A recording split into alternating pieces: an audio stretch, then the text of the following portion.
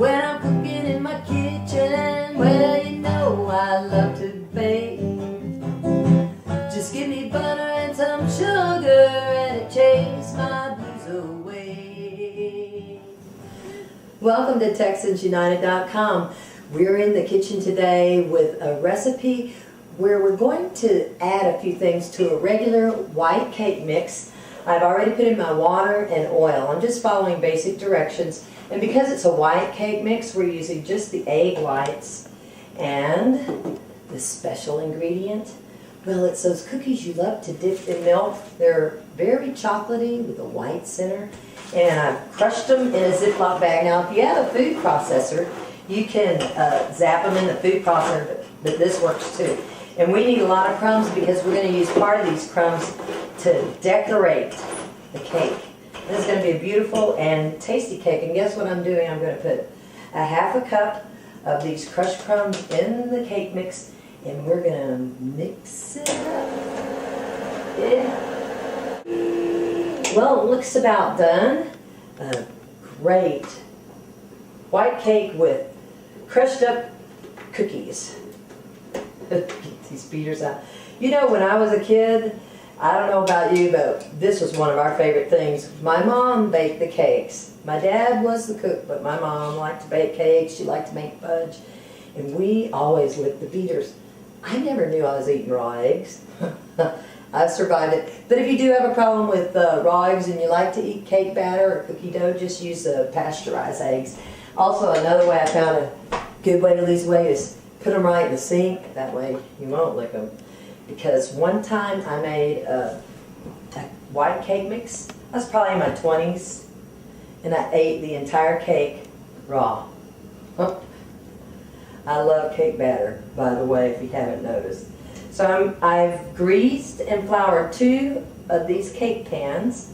And we want to make double sure that they don't stick because we'll have to make another cake. So I'm going to put this divided batter about, just eyeball it. It's, you know, it'll all work out in the long run. Believe me. We're going to show you how pretty this is going to look when we're done. But you want to get all the cake batter into your cake pan. If you don't have spray-on cooking oil, which is a wonderful convenience we have these days that we didn't have back when my mom was baking cakes, we just take a paper towel and soak it in some oil and grease up our pan with the oil. And then you just take a little flour and just sort of bounce it around in the pan, and you've got a nice pan that's been oiled and floured. So you can see the cake batter has the crushed up cookies in it, and we're going to put it in a 350-degree oven for about 30 minutes. And I'm going to have the toothpick handy because that is the best way to check to see if your cake is done. You just stick the toothpick in it. If it comes out clean, it's ready to come out of the oven. And naturally, they're going to have to cool before we ice them, and that'll give me time to sing you a song. So stay tuned. Okay. I'm going to sing a song by one of my favorite songwriters who happens to be a very good friend of mine. His name is Roy Robinson. Most of you know him by Amos Staggs. And this is a song he wrote probably maybe 15, 20 years ago. I'm not sure, but it's one of the first ones I learned with him and sang with him. And then his young son sort of took over my part. But fortunately, I learned it myself, and he loves for me to sing his music because he's one of the songwriters that loves to have his music just spread everywhere. And it's called If I'm Dreaming. I'm just going to sing a little bit of it because it really does need a second voice when you get into the end.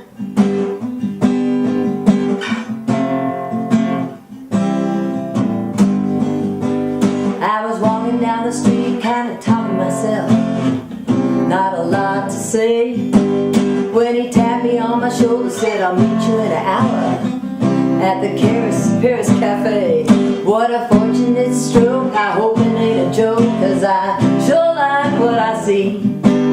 And in Webster's dictionary, behind the word lucky, you can put a big picture of me. If I'm dreaming, please don't wake me. If I'm dying, please don't take me, not just yet. If if I'm dreaming, dying, don't wake me, don't wake me. Dreaming, please don't wake me.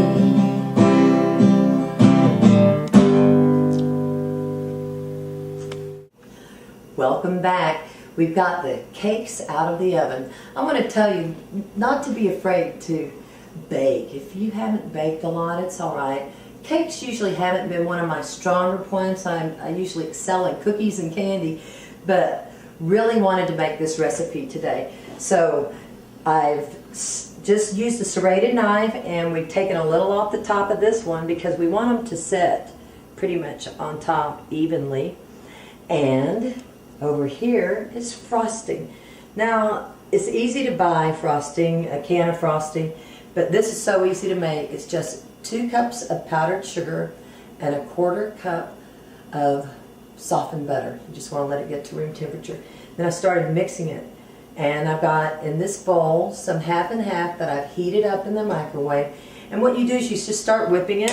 If it's a little too thin, add more powdered sugar. If it's a little too thick, you just add a little bit of cream at a time and just let it do its stuff. I'm going to get this frosting out of the bowl, start frosting the cake, and then we'll be right back and show you a trick to make it look gorgeous. It's our cookie cake. We'll be right back with that here on TexansUnited.com. I'm frosting the cake. Look how pretty this frosting turned out. Again, I started with 1/4 cup of softened butter, 2 cups of confectioner sugar, also I just call it powdered sugar, and a teaspoon of vanilla. I've got my bottom layer frosted. I'm going to put the top one on. We're going to frost it around the edges, and then we're going to take those cookie crumbs I crushed up at the beginning, put in the cake mix. Well, I've got a lot more, and we're going to press it all around the sides, and then decorate it with some cookies on top. And we'll be right back with more frosting on the cake and the cookies. I've got the cake iced. Now, it's not perfect, and that's okay. I told you I don't do cakes a whole lot, but I wanted to show you that if I can do it, you can do it. See, I've got this little imperfection here. I'm going to put cookie crumbs all around the outside of this cake, but I'm not going to do it on camera. It might look a little messy. So we'll be right back. I'm going to start doing that, and you'll see how that little imperfection will be hid and how we finish it off with a few cookies on top, and we'll have our perfect cookie cake ready for you. Well, I'm putting these cookie crumbs along the side of the cake, and as I was doing this, I was thinking, you know, this would probably be a lot of fun to do with your kids. You know, they would just love this. Kids love making a mess. So do I. And look, we got cookie crumbs all on our counter, but it can all be cleaned up. In fact, a mess is worth a lot of smiles that it can bring. Here's my cookies. We're going to sort of stick them in the top, let you know what's inside this wonderful cake. Sort of a cookie cake. How's that for a cookie cake? Some sides look better than the other, but I tell you what, when I get it all cleaned up, it's going to be great to just cut into and take a big old bite out of. So remember to enjoy cooking and not be afraid, and keep checking back here at TexansUnited.com, where every week we'll have something different for you, and all these recipes are also available along with this great video. Until next time, enjoy.